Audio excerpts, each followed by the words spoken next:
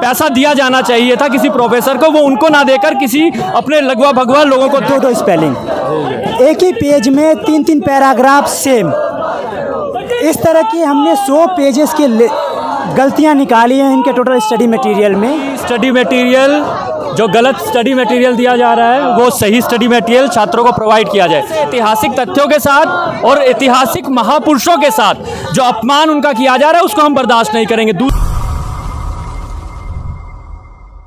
आप देख सकते हैं कि लगातार यहाँ पे युवा प्रदर्शन कर रहे हैं। इन लोगों का कुछ मांग है, कुछ डिमांड है, इनको लेकर के लगातार यहाँ पे प्रदर्शन किया जा रहा है। तो हम चल के और इन लोगों से जानते हैं कि क्या और किस चीज़ की प्रदर्शन का इन लोगों का क्या डिमांड है, क्या बातचीत है।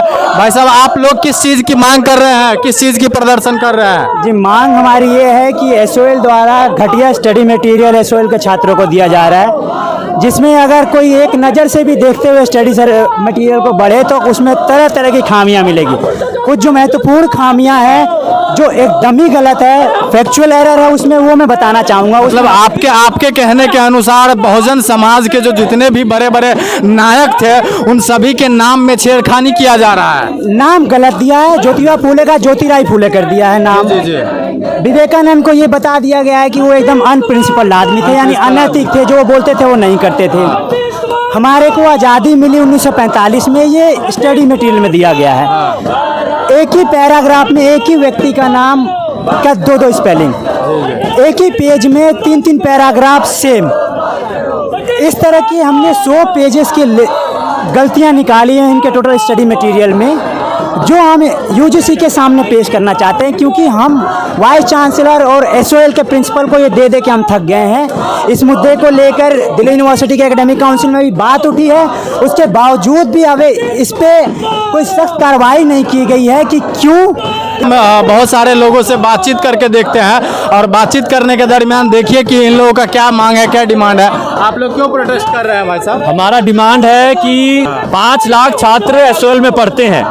क्या गलत मटेरियल दिया जा रहा है? एसओएल छात्रों को बताया जा रहा है कि देश 1947 में नहीं 1945 में आज़ाद हुआ है। और ये बताया जा रहा है कि विवेकानंद जी एक अनैतिक व्यक्ति थे, तो इसको एसओएल छात्र बर्दाश्त नहीं करेंगे।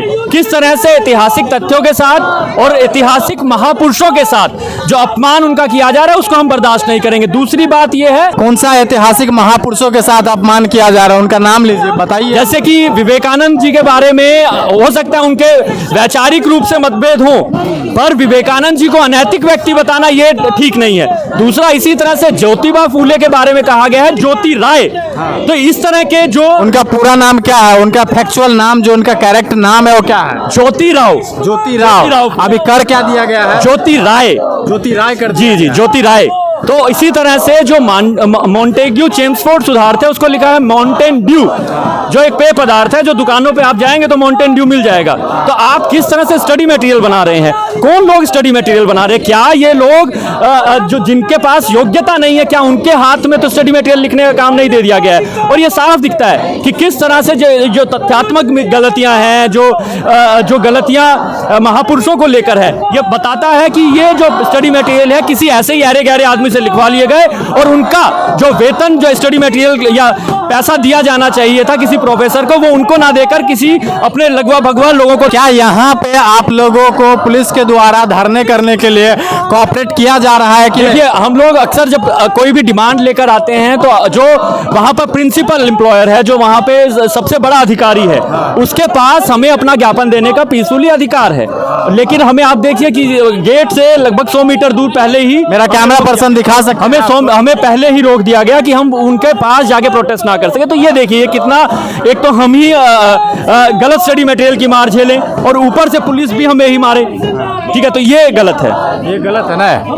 तो आप देखे हैं कि यहाँ पे कई सारे युवा धरना प्रदर्शन कर रहा है, और इनमें से जितने भी बच्चे हैं वो कहीं ना कहीं SC ST और OBC माइनॉरिटी के बच्चे हैं। तो मैं फिर कहना चाहता हूँ कि इस देश में संविधान बचाना बहुत ज़रूरी है, लोकतंत्र बचाना बहुत ज़रूरी है, क्योंकि जितने भी अन्याय और अत्याचार होता है वो सब कहीं ना कहीं इसी कैटेगरी और इसी समुदाय के लोगों पे ही अन्याय अत्याचार होता है। तो इसीलिए मैं फिर कहता हूँ कि इस देश में संविधान बचाना बहुत ज़रूरी है।